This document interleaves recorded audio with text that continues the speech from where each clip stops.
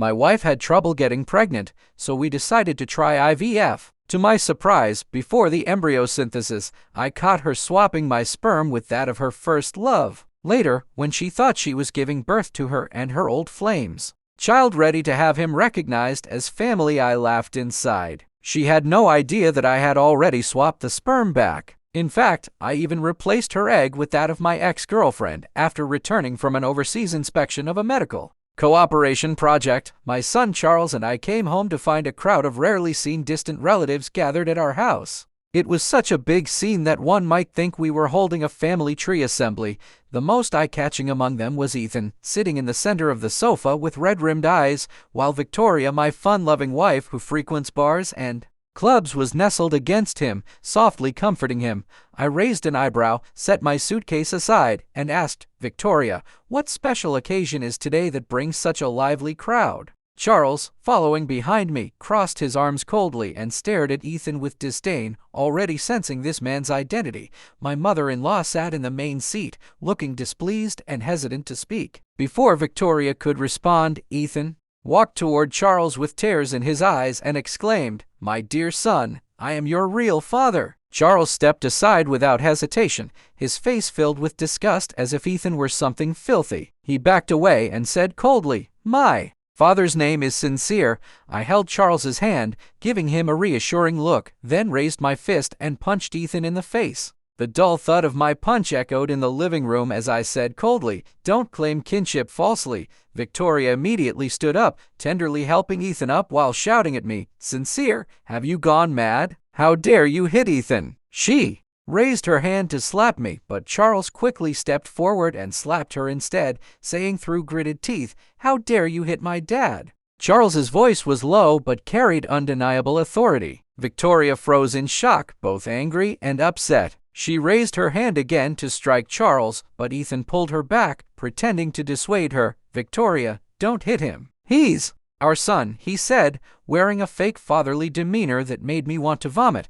Victoria lowered her hand and glared at Charles. "If not for your biological father's sake, I would have taught you a lesson today," Charles sneered. "Oh, I'd love to see what you can do." His sharp gaze was exactly like mine in my youth, and I felt a surge of pride. "My boy raised well by me." An elder cleared his throat, trying to calm the scene. "Everyone, quiet down." His authoritative voice gradually restored order, and all eyes turned to him. He looked at Victoria and asked, "Victoria, why have you called everyone here today?" Victoria took a deep breath, as if summoning courage. She reached out and held Ethan's arm affectionately. "Actually, today I have an important announcement." She paused, looking around at everyone before finally fixing her gaze on me and Charles. I watched her calmly, curious to see what trick she would pull. She said, "Charles is not Sincere's biological son." Her voice was low, but it was like a bomb exploding in the living room. Charles turned to me in shock, and I signaled him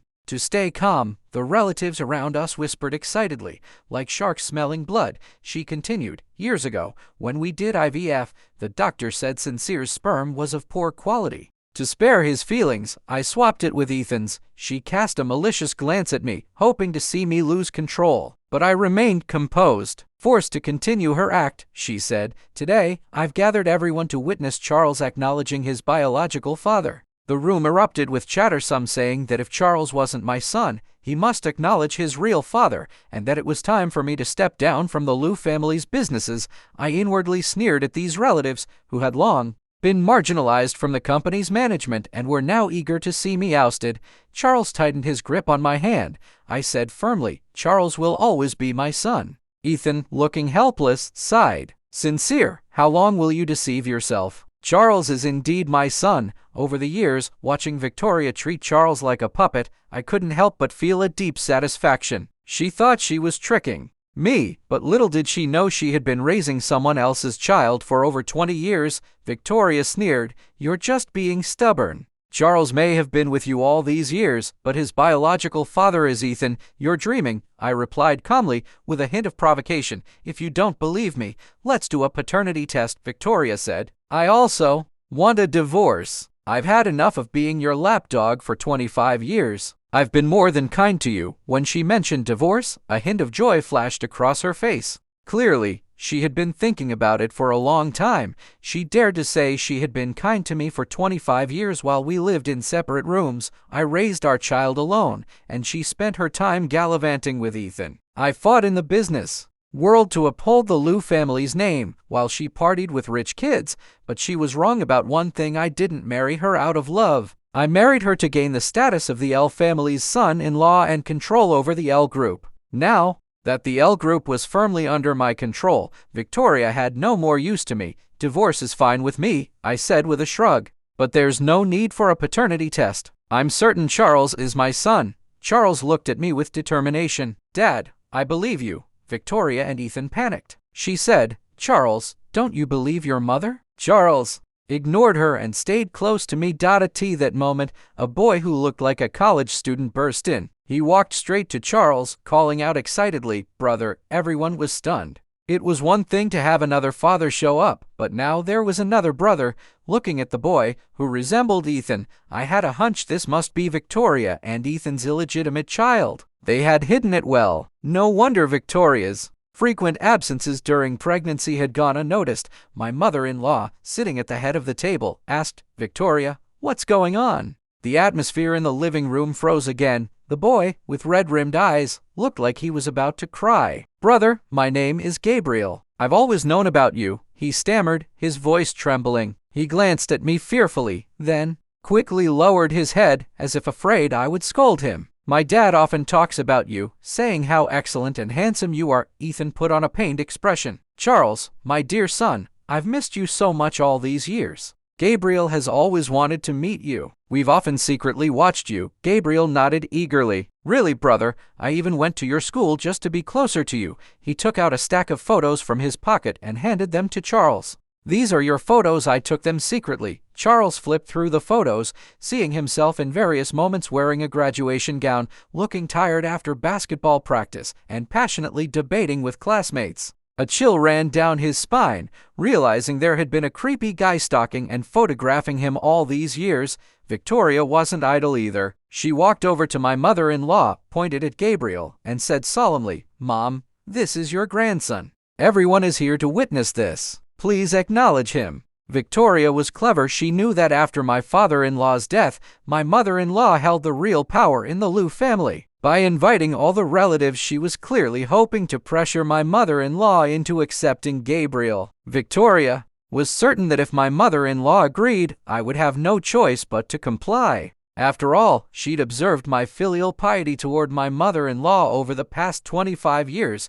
Gabriel, quick-witted, immediately turned to my mother-in-law and respectfully called out, Grandma. My mother-in-law looked at Gabriel, then at me, her eyes filled with complex emotions. She didn't immediately respond to his greeting. I knew she felt sorry for me. Not wanting to make things harder for her, I broke the silence. Victoria, your real intention is to have this illegitimate child recognized as a Liu family member so he can inherit the Liu family's assets, right? Why involve Charles? I turned to Charles, exchanging a glance with him. Even if Charles isn't my biological son, he's still my only child. All my assets, properties, stocks, funds, including 20% of the L Group shares, will be left to him. Charles, would you rather stay with me or go with your mom and this so-called father? My son's quick mind grasped my meaning instantly. He declared, Mom has a new son now, and the assets won't be left to me. Of course, I'll stay with Dad. Good boy. Well taught by me.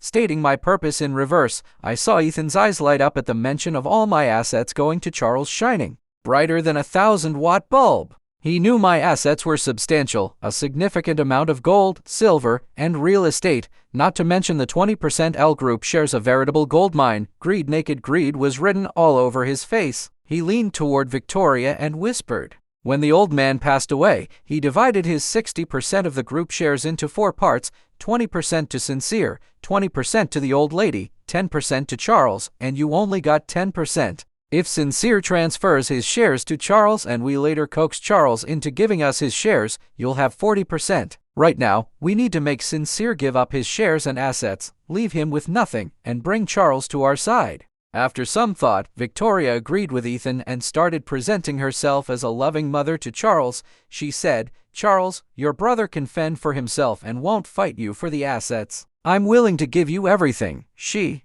paused, then added a condition. But you must go with Ethan for a paternity test. If it shows that you two are father and son, you have to acknowledge Ethan as your dad and treat him well. Charles glanced at me, and I gave a barely noticeable nod. Okay, Charles agreed readily, but cleverly added his own condition. Before we do the paternity test, both of you need to come with me to the notary office and transfer all assets to my name unconditionally. I silently applauded my son's shrewdness. He understood that only assets in hand were real, not mere verbal promises. This got the greedy relatives excited. If Ethan could think of it, so could they. They rubbed their hands like they could already see countless treasures beckoning to them. Victoria didn't understand business. If the L group were under her name, it would be easy for them to manipulate her. One of the relatives led the cheers. Good, good, good, that's the way to do it. Another relative took out his phone and started dialing. I'll contact the notary office right away. A group of people busied themselves like they were preparing for a celebration. My mother-in-law,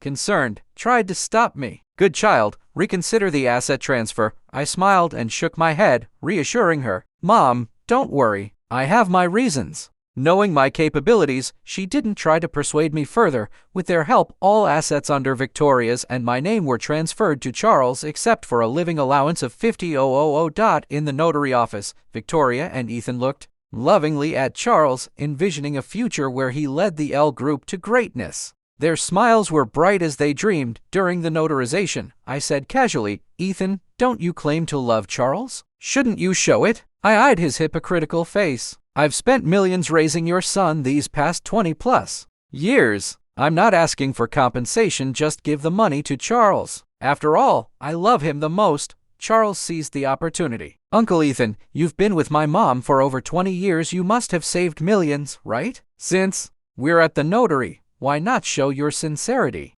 Otherwise, I'll doubt your love for me and think you just want the Liu family's assets. Ethan's face stiffened, caught in a dilemma. Giving up the money would hurt, but refusing would make his motives look suspicious. Reluctantly, he pulled out a card and handed it to Charles. Charles, of course Dad loves you. Here's $5 million I've saved over the years. Charles didn't hesitate to take the card and called in the notary personnel for immediate notarization. Ethan's stiff face looked like he was being skinned alive. The DNA testing center was Victoria's choice. Fearing I'd manipulate the results, she chose the most authoritative National Forensic Center. I smirked at her naivete. After samples were taken from me, Ethan, and Charles, I requested a sample from Victoria too. Victoria looked at me incredulously. Sincere? Are you crazy? Charles is undoubtedly my child. I smirked. We're all ready. Here, might as well do it. Charles didn't understand my motive but trusted I had a reason. He pouted and demanded, Mom, do the test too. Now treating Charles like a deity, she complied. As we left the center, Gabriel arrived late, carrying flowers. Brother, he called to Charles, trying to hug him. Charles, disgusted, pushed him away. Don't touch me, it's gross. Gabriel, taller than Charles by half a head, looked decent enough. Ethan tried to smooth things over. Charles, he's your brother. A family should love each other. Charles rolled his eyes. Wait for the results before claiming kinship. I added calmly, I won't interrupt your family bonding. Victoria, let's go get the divorce papers. With no assets and no child custody to negotiate, Victoria and I didn't even need a divorce agreement. We went straight to the Civil Affairs Bureau for the divorce certificates. Ethan's eyes widened in joy, shocked by how swift the divorce was. He'd expected me to cling on stubbornly, but seeing Charles firmly by my side made him envious. After Charles went to the parking lot to get the car, Ethan finally had a chance to mock me. Sincere, Victoria never loved you. Do you know why? Charles is named Charles? Because my name has an E in it, symbolizing Ethan. Victoria, clinging to Ethan smugly, said, when the paternity test results come out, Charles will naturally come back to us. Gabriel, dropping his innocent act, said arrogantly, all the money is Charles's now. When the results confirm the truth, you'll be left homeless. I didn't bother responding to their foolish provocations. Victoria, feeling confident, revealed her true intentions. You've controlled the L group for so long. Now it's time for Ethan and me to take charge. I laughed coldly. You were always after the L group's assets using Charles. Victoria snorted. So what? If I am? Now that the assets are all transferred to Charles, once the paternity test results are out, I'll be the true master of the L group. I replied with a cold gaze. Then let's see if you're really that lucky to take control of the L group. Their schemes were as noisy as firecrackers, thinking they had everything under control. But they didn't realize they had no chance. From the very beginning, while I was in the middle of handing over company affairs, Gabriel suddenly barged in. Without hesitation, he kicked the general manager out of his seat and plopped himself into the leather chair, legs crossed like he owned the place. "I'm the general manager now," he announced smugly. "My brother is the chairman." No one dared to say a word except me. "Throw him out," I said coldly. The security guards immediately stepped forward. Gabriel jumped up, his face twisted in anger. "How dare you touch me? My brother is the chairman, his biological brother. You dogs try laying a hand on me." Then he turned his fury toward me. "You bastard! You've already been kicked out of the Liu family. You have no right to command Liu Group employees." He pushed and shoved at the guards, even trying to take a swing at me. Outrageous. I was just about to put him in his place when Charles arrived.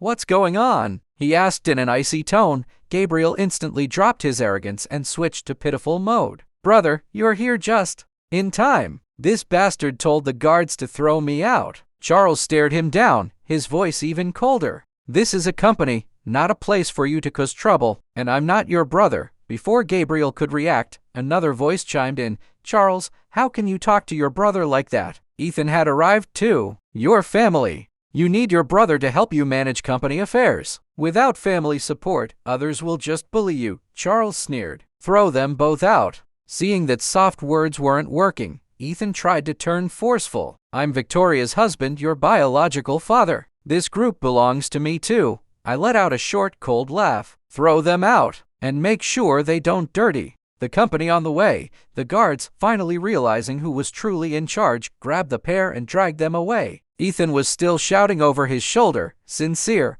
wait for the paternity test results. I'll make you beg me for a meal." I watched him struggling and sneered. "Don't worry, I'm eagerly waiting for the results." The long-awaited day finally came. I woke up early, dressed in a full suit, ready to watch Ethan's downfall from the highest seat in the room.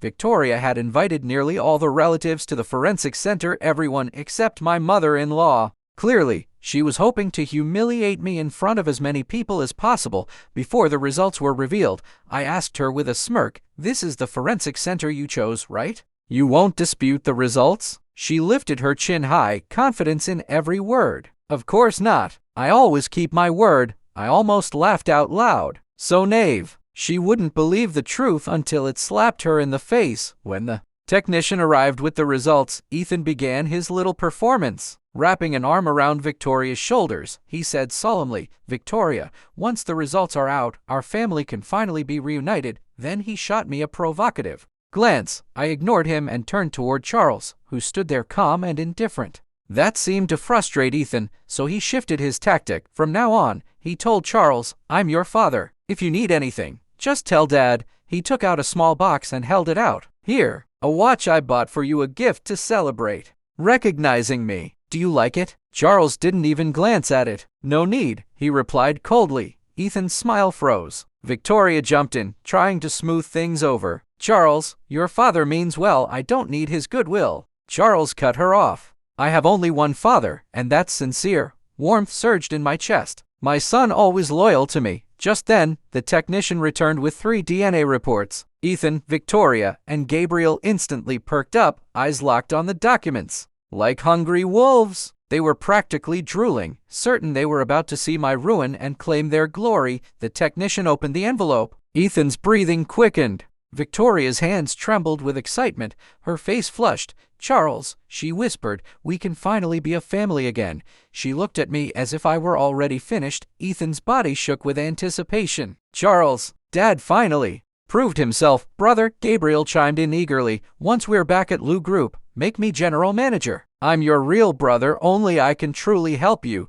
Their smug little performance almost made me laugh. They had no idea who the real fool was. The technician cleared his throat. "According to the DNA comparison between Mr. Ethan and Mr. Charles." He paused deliberately, heightening their tension. Everyone leaned in, holding their breath, waiting to witness my humiliation. "They are not biologically related." The room went still. Victoria's eyes bulged. "Impossible. There must be a mistake," she screamed. Ethan's face drained of color. "How? How can this be? Gabriel snatched the report from the technician. You must have misread it. Let me see, but after reading, he collapsed into a chair, muttering, How can this be? I spoke up, my voice steady. Now read the paternity test between me and Charles. The technician nodded. According to the DNA comparison, Mr. Sincere and Mr. Charles are biological father and son. The room erupted in disbelief. Victoria staggered back as if struck by lightning. Impossible, seeing confusion on my mother-in-law's face. I explained lightly, when you tried to swap the samples, I saw it. So, I swapped my sperm back. Oh, and I also swapped your egg with my ex-girlfriend's. Gasps rippled through the crowd. Victoria's face drained of blood. I stepped closer. Congratulations, you've been a mother to my son for over 20 years. She snatched the report from the technician, and upon seeing the result, her eyes turned blood red. She lunged at me with a scream. You scum! I caught her easily and pushed her to the ground. Looking down at her, I said coldly, pathetic. Ethan, still reeling, clung to Victoria. If Charles isn't yours, then he's not a Lou. That means Gabriel is the only heir. His face lit up again, desperate hope flashing in his eyes. Victoria turned toward my mother-in-law. Mom, everyone heard and saw Charles isn't my child. He's the bastard son of Sincere and his ex-girlfriend. We can't let an outsider inherit the Lou family's assets. Ethan and Gabriel shouted in unison, Yes, throw Charles out. Gabriel should be the heir. My mother-in-law, still trembling, looked at me with complex emotions. Sincere, is it true? I nodded. It's true.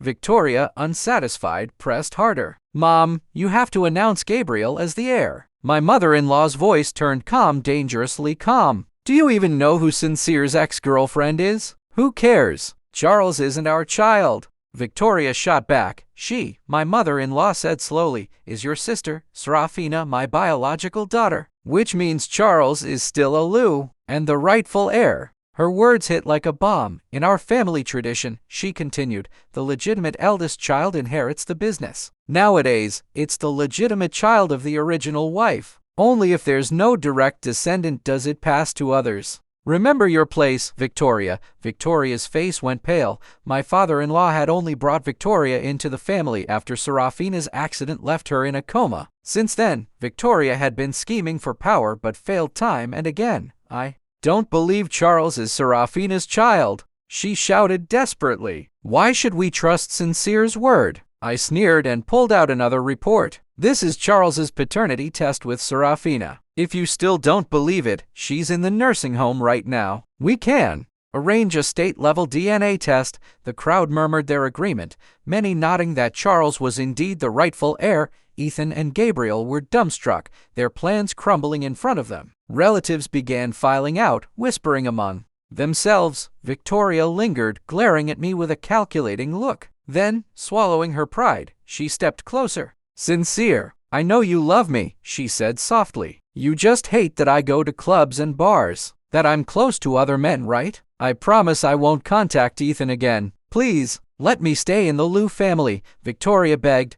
I looked at her with pity and spoke slowly, each word heavy. Victoria, you're wrong. I never loved you. Her face went pale. What did you say? She stammered. Then why did you always stare at me? Why did you insist on marrying me? My voice turned cold. Because you look like Serafina. I found comfort in your resemblance to her. Marrying you was my way of protecting Serafina's legacy. You pretending to be the L family's daughter allowed me to join the L group and stop other branches from seizing power. You must wonder why Serafina, my ex-girlfriend, was favored over you despite you having blood ties to the family. When your sister had her accident, my father-in-law had no choice but to bring you in, given you were his illegitimate child. Victoria's eyes went wide. Her voice was barely a whisper. So, I was just a substitute all along? I didn't answer. She looked shattered. Everything she had, status, wealth, identity, was built on a lie. Now the truth had stripped it all away. We had kept up this charade for 25 years, but the curtain had finally fallen. I told the servants to pack her things and had her thrown out of the villa. Mom, I said later, I've been working with a foreign medical institute on a project that stimulates the nerves of coma patients to help them wake up. My mother-in-law's eyes lit up with hope. You mean? I nodded. Yes. Serafina has responded well to the treatment. She's going to wake up soon. Tears streamed down her cheeks. My dear Serafina, she whispered. Meanwhile, Victoria wandered aimlessly, eventually returning to the apartment she once shared with Ethan only to be met with contempt. You fool, Ethan mocked. Now we have nothing. If you hadn't swapped the sperm, we wouldn't be here. She shot back. You agreed to it, Ethan retorted. Shut up. She screamed. It's pointless now. We have no money. What are we going to do with? Just 50. Oh, Ethan shrugged. Don't expect me to support you, desperate Victoria asked. Then what do we do? Ethan thought for a moment. Charles has that 5 million. Let's get it back. They stumbled to Charles's apartment, ringing the doorbell until he finally opened it. What do you want? He asked, expression unreadable. Ethan pushed past him. Give me back my money, Charles sneered. Why should I? That money is mine. Ethan trembled with anger. Calmly, Charles replied, Uncle Ethan, the 5 million was legally gifted to me. I don't owe you anything. Ethan's face twisted in rage. He clutched his chest and collapsed. Ethan. Victoria screamed, catching him as he went limp. Charles didn't flinch. He dialed 120, then sat back down with his book, as if nothing had happened. With their money gone, Victoria and Ethan turned on each other. Once the last of the 50,000 was gone, Victoria was penniless. Ethan refused to help her unless she got a job. I ever so generous arranged one for her through a headhunter. Later, I invited Charles to dinner. On the way, I hummed a little tune. You're awfully happy. Charles noted. I smiled. There's a good show waiting for us. From a second-floor private room with a view into the open kitchen below, Charles watched as Victoria, dressed in a waitress's uniform, served tables. He raised an eyebrow. This is it. Just wait, I said. Moments later, Ethan walked in with a beautiful woman. They laughed and chatted intimately. Victoria froze when she saw them, her expression darkening. Ethan, what are you doing here? He ignored her, keeping his attention on the woman. I'm talking to you. Victoria's voice rose. Finally, Ethan looked at her dismissively. What does it look like I'm doing? Eating. Are you blind? Victoria pointed at the woman. Who is she? Ethan laughed. What's it to you if Susan and I are here? Does it bother you? What's your relationship with her? She's my girlfriend. Is that a problem? Victoria staggered back. Girlfriend? You, Ethan cut her off. We've been together for over 20 years. All the money I took from you, I spent it on her. He paused, then smirked. Oh, and that baby you lost? It wasn't yours. I bribed the doctor to swap it with Susan's son, Gabriel. Victoria's face went ashen. Her eyes filled with disbelief and despair. Susan laughed mockingly. Sister, you've been played for a fool. Something inside Victoria snapped. She ran to the kitchen, grabbed a knife, and lunged at Ethan. You ruined me. You ruined everything. She screamed, stabbing him. Ethan's cries filled the restaurant as blood soaked his clothes. Charles stared in shock, but I sipped my tea calmly. The police arrived quickly, taking Victoria away. Charles turned to me. This is the show you wanted me to see? I set down my cup. Charles, there's a lesson here. Never show mercy to your enemies. Isn't it enough to just kick her out? Why go this far? He asked. Because your mother's injury wasn't an accident. Victoria lured her to that construction site, and Ethan cut the brakes on the truck. I've waited 25 years to see them destroy each other. I made sure Victoria had a job where she could easily get a weapon. I lured Ethan here by having the madam give his girlfriend to dining vouchers at a table right in Victoria's line of sight. Ethan didn't survive the surgery. Later, Charles told me Gabriel couldn't make ends meet without Ethan's support. Ironically, he became a male escort. One of Charles's classmates even hired him. Days passed. Life returned to normal. Then the hospital called. Sir, Serafina has woken up. My heart pounded. After 25 years, I rushed to the hospital with Charles and my mother-in-law. Serafina lay in bed, pale but clear-eyed. She smiled faintly. You look older. Tears blurred my vision. You've been asleep so long. We've waited for you. I gestured to Charles and my mother-in-law outside the room. Serafina's gaze shifted to Charles. Who is this? He's our test tube baby, I explained. She accepted this quietly, looking at him with warmth. What's his name? Charles, I said. Her lips curved into a soft smile. Charles, what a nice name.